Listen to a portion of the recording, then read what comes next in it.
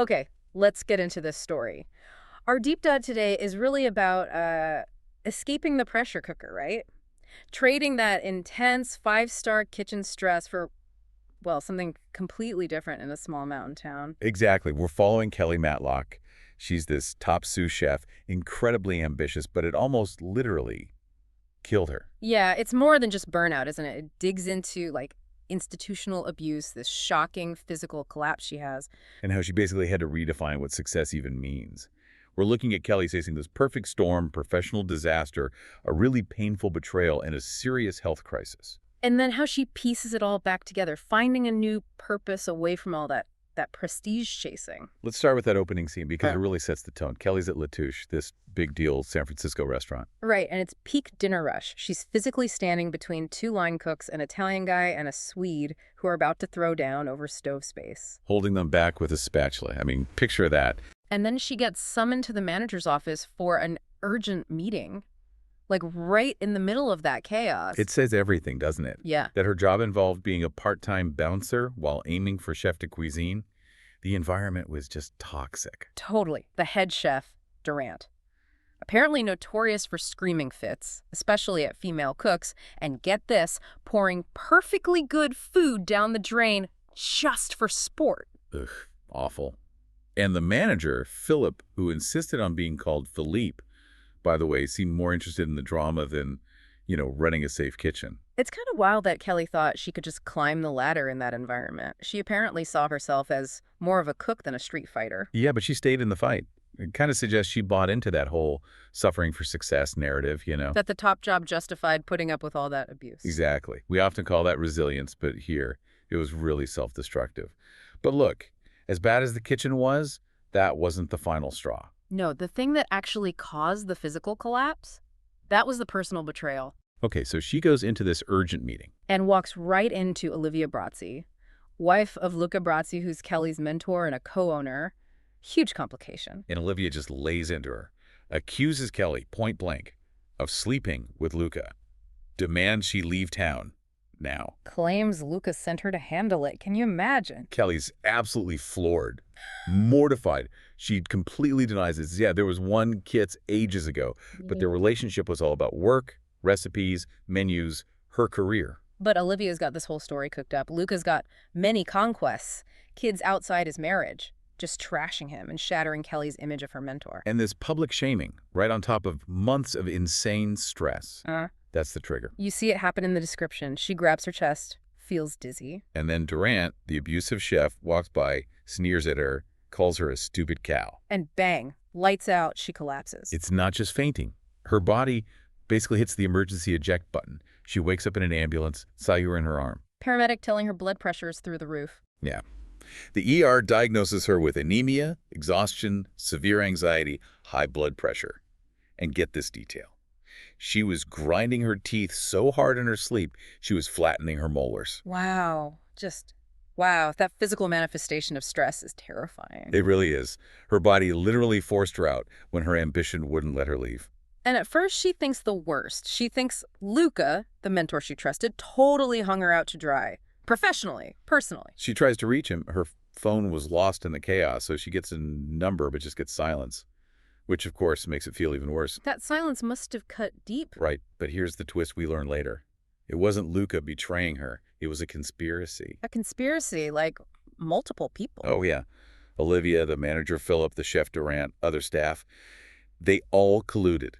They stole her phone, intercepted texts and emails, spread lies, Yeah. all to force her out. That's way worse than just one person betraying you. It's the whole system turning on her. Exactly. It's institutional betrayal. Luca eventually finds her stolen phone hidden in Philip's desk, figures out the whole plot. And cleans house. Instantly. Fires a lot of them, manager, chef, assistant, accounting staff, puts Olivia on business lockdown, but by then... Kelly was already gone. The damage was done. Yeah, she didn't wait around for justice. She quit. Left her key for the movers, took only her essentials. But not clothes or furniture. She took her spices, recipes, knives, favorite pans, the tools of her craft. It's like she was shedding that old identity, all the toxic stuff tied to that career. She just drives north, doesn't even tell her sister she's coming. Heads to Virgin River, where her sister Jillian has a farm, Jilly Farms. But she needs to work up the courage first.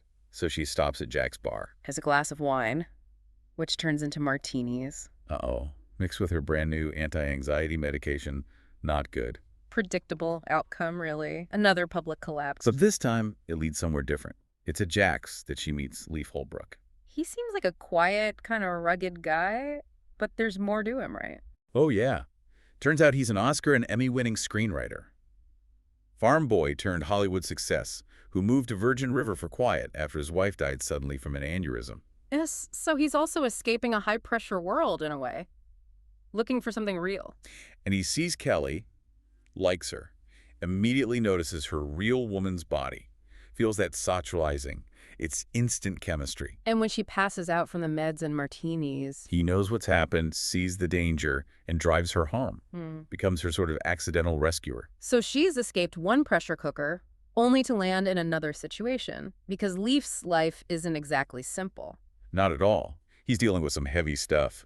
He's raising his 14-year-old stepdaughter, Courtney. And Courtney is really struggling, right? Grieving her mom. Big time. Acting out the whole goth look, multicolored hair, described as having felonious tendencies like shoplifting. But she's been through a lot besides losing her mom.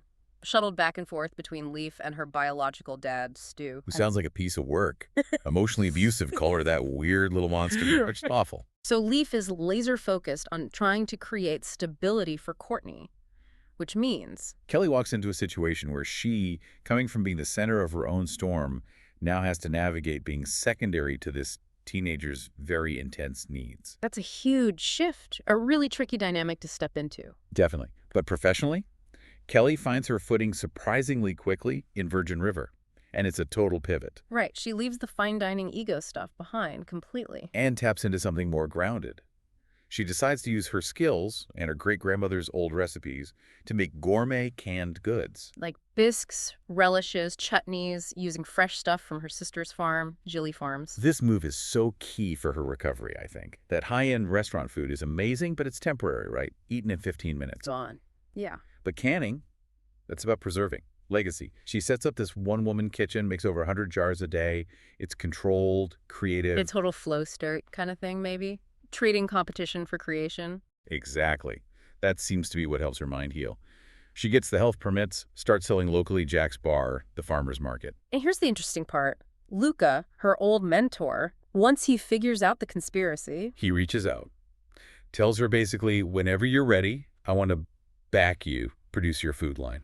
Which must have felt validating. Like, okay, my talent is still recognized, even though I rejected that whole toxic world. For sure.